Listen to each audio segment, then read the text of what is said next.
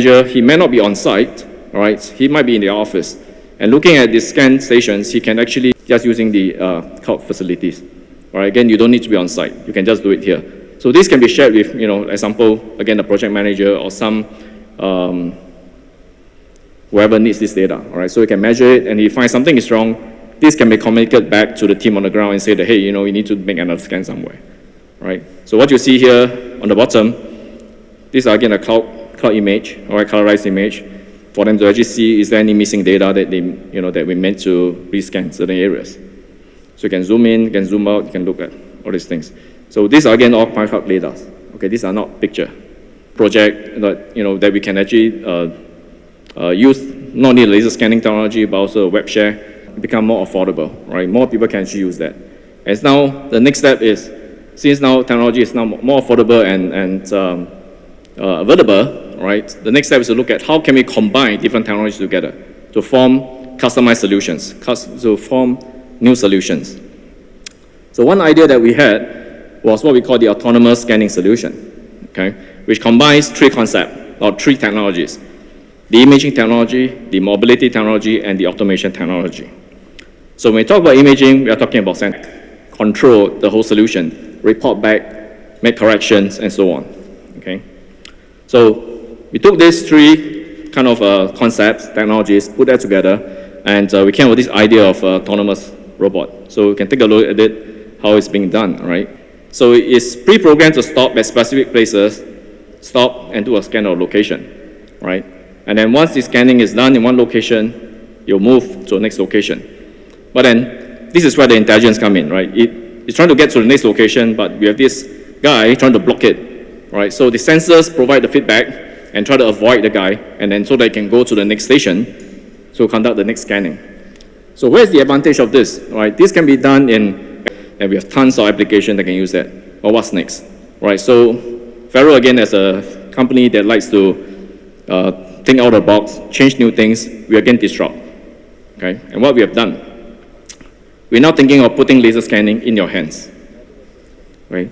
So this concept came out in the early days where we were thinking to use our Faro Scene software, combine that with the Microsoft Kinect sensor, right? For those of you that have an Xbox sensor, right, the long bar thing, there's a Kinect sensor. So putting these two together, you're actually able to form a very simple, well, not very high resolution, but a handheld scanner. Right? It's very easy to use, it's very, very cheap, very flexible. Right? It's not a product that can be used in our professional world. Right? We need something better. Right? So what do we do next? Right? So Faro took that idea and evolved that to a new generation handheld scanner, right, which we call the Scanner Freestyle. Right? Now it's a higher precision laser scanner that can carry around, okay, and do scanning. Again, it's very simple to use, flexible, lightweight, and the accuracy is up to almost 2 millimeters. So this again, a new concept that we came up with, and it's just launched less than a month ago, which you can see that at our booth, right? And this again, the continuous commoditization of the technology, all right? Again, as technology gets cheaper, we can get things like this, right? This product is now a fraction of cost of a laser scanner. Right, so again, they put laser scanning into your hands.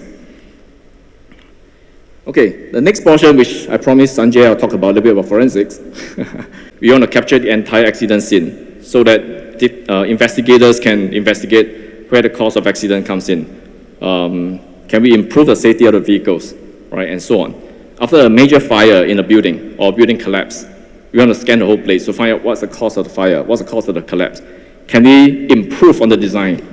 Can we improve on the fire safety to make sure it doesn't happen again? So this is all part of forensic studies, right? So don't go away with thinking that forensic is just crime scene, right? Although crime scene is always the most interesting part. So when we talk about the laser scanning technology, we're talking about 3D digital data, right?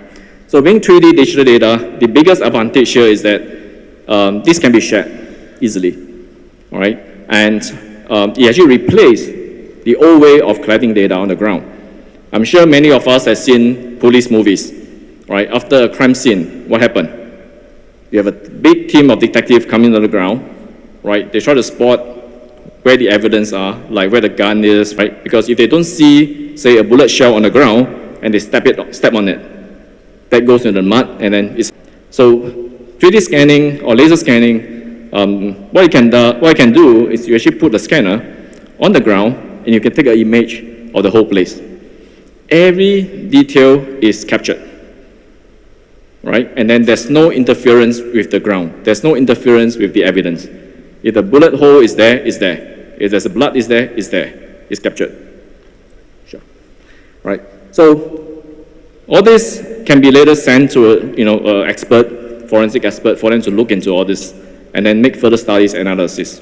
And these experts need not be on the ground. Again, he can use the cloud technology to look at all this data. Okay. Yeah, time's out. I know. All right, so I'm going to share to you a short clip, all right, just to share with you how 3D scanning or laser scanning can be used for a crime scene, right? So this is a recreation, it's not a real thing, right? But again, it contains graphic images, right? So again, those that feel a little bit queasy, not comfortable after lunch, if you want to step out of a room, please do so. So with this, I thank you for your attention, right? Feel free to visit our booth next door, right, under the Faro booth. Thank you.